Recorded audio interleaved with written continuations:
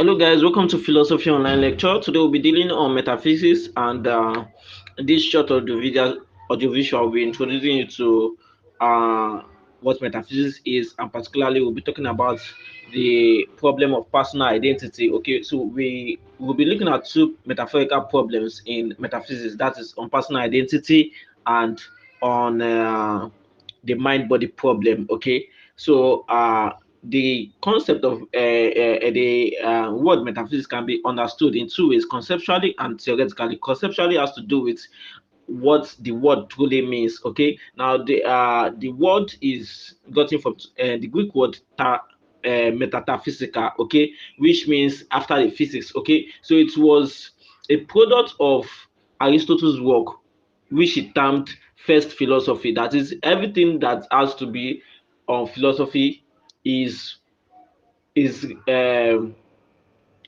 has its contents in metaphysics. Okay, because metaphysics question the ultimate reality, and you see that even the earliest philosophers were busy with what metaphysics. Okay, so Aristotle termed that work first philosophy. Okay, but before he wrote that first philosophy, he already wrote a work called physics. Okay, so now he didn't publish it. It was now a man, Andronicus of Rhodes, who published that work because he saw first philosophy after physics. He now named first philosophy the one after physics. That is the one after physics. That is what now translated literally to metaphysics. Okay, the one after physics. Okay, but theoretically, metaphysics is concerned about the nature of reality. What is the nature of reality? What are beings? What are those things that exist? Okay, so when we ask questions intuitively about things that are beyond the physical realm, okay, and even in the physical realm, when we question the existence of things, we are talking about metaphysics. Okay, so now, having understood that, let us quickly take on the problem of personal identity. Now, personal identity is concerned about humans generally. Who are we? uh what are we? How do we it's concerned about the definition of the human sense, of the human self. How can we say that this person is the same person that was yesterday? Okay, so if you are the one listening to it, how are you sure that you are the same person that was in your hostel or in your at a party yesterday? How are you sure that that same person is still the same you listening to this audio visual tutorial? Okay, so that is the problem of personal identity. Is concerned about the problem of identity of person and their persistence through time. Okay, because humans are beings that exist in space and time. Okay, so how do we say that this person is the same person today and tomorrow, and seeing the same person in the past? Okay, so that is the question of personal identity. Okay, now to answer this, there were various theories. We have the bodily and immaterial substance theory, we have the psychological theory, and we have the fission and special concerns theory. Okay, now I'll be taking them quickly. Also, I'll consider that of David Hume. Now, in the bodily and immaterial substance theory, it is two ideas linked together. Now, in the bodily aspect, they hold that personal identity are appearance of humans. Okay, that is, when you see, if you see somebody, somebody that is fat, is appearance. Okay, that is who that person is. Okay, and also coupled with the fact that that person has a fingerprint. Okay, so if that person uses his fingerprint, and another day that person can still use that fingerprint. Okay, so that is to show that this is this person. Okay, and also the person has a DNA. Okay, so this is what the bodily features are what makes up the personal identity of that person. Okay, now the problem against this is that some people have same fingerprints. Okay, are we going to say that these two persons are the same, have the same personal identity? Are we going to say that? That is the question now. Okay, so that is where the bodily theory has substance theory has its own faults. Okay, now we have the immaterial who were like an opposition of the bodily substance position. Okay, to the immaterial, people like Descartes and Aristotle that believe that the soul is the main identity of the person. Okay, and the soul can continue existing uh, while the person is still on earth and that beyond earth. Okay, so the soul is timeless. Okay, so when we are talking about the persistence of a person, we are talking about the soul of that person is what is the true nature of that person. Okay, so the soul is immaterial and can exist without the body. Okay, so for it to be able to exist without the body, it can persist beyond the time. Okay, or a certain space. Okay, so the soul is the real identity of the person. Now, to now go against these two, bodily and immaterial substance theory, was the psychological view, and this was posited by John Locke. Now, John Locke first identified that humans are rational beings. Okay, so that is what distinguishes us from other living organisms or substance. Now, when we talk about substance, we are talking about trees are substance. Okay, so they are substance made together. Okay, now living organisms are, are things that have life. Okay, now living organisms have substance. Okay, and they have life. Okay, but persons is now different from substance and living organism, for the fact that persons has both substance and that life, and also a rational capacity. Okay, so that is what makes someone a person, because we have that ability to think, and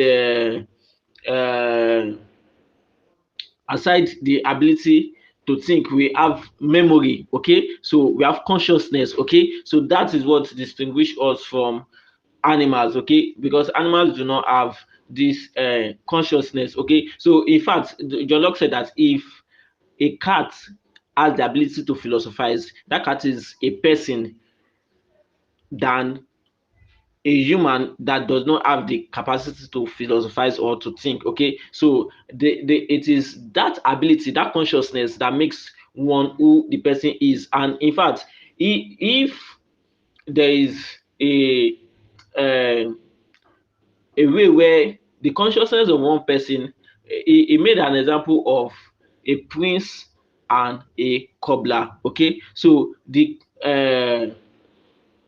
soul of that prince has consciousness. Okay, now in that prince past life, this is like every being, like they have that consciousness. Okay, now that prince was now transformed into another life, and in that another life, the prince soul entered the body of a cobbler. Now it is still the same prince, because it is still the soul of the prince carrying the consciousness. Okay, so we'll say that it is still the same person, because the prince has that consciousness. Okay, so even if the prince does not even if the cobbler does not have the former body, it still has that consciousness. Okay, so that is what John Locke was saying. So what he's saying simply is that if you if we say that I am the one doing this video, like I used the example earlier, that you are listening to this audio visual now, but yesterday you were at a party, are you the same person? You can say yes, you are the same person, because you can remember that you were the one at the party. Okay, so for you to have the ability to remember that yes, I'm the one at the party. Okay, I was the one that was that had a broken leg when I was 5 years old. I was the one that ate breakfast when I was 23 years old. Okay, do you get it? So that is for you to have the capacity to think, that consciousness, that makes you, that is your identity.